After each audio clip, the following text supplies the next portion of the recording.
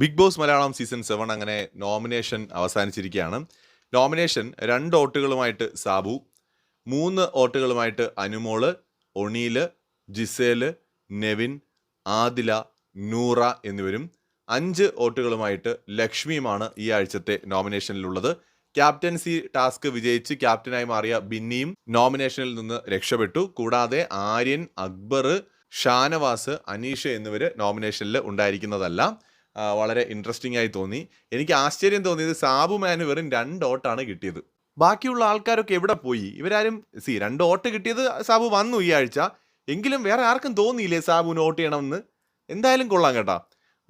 ഭാഗ്യത്തിന് 2 കിട്ടി, എന്നാലും പോവേന്നുമില്ല, ഉറപ്പായിട്ടും അവിടെ നിൽക്കും. അതങ്ങനെയാണ്, എല്ലാ സീസണിലും ഇതുപോലെ ഒരാൾ കാണും, ഒന്നും ചെയ്യാതെ ഒരു സൈഡിൽ കൂടെ നിൽക്കും. അപ്പോൾ അതുപോലെ നമ്മുടെ നെവിൻ, ആദില, നൂറ, ജിസേൽ, ഒണിയിൽ, അനുമോൾക്കൊക്കെ 3 വോട്ട് വീതം കിട്ടി. ലക്ഷ്മിക്കാണ് 5 വോട്ട് കിട്ടിയത്. സോ ഒണിയിലൊക്കെ ഉണ്ട്, ഒണിയിലൊക്കെ ഡേഞ്ചർ സോണിലാണ്. കൂടുതൽ അപ്ഡേറ്റ്സുമായി വീണ്ടും വരാം.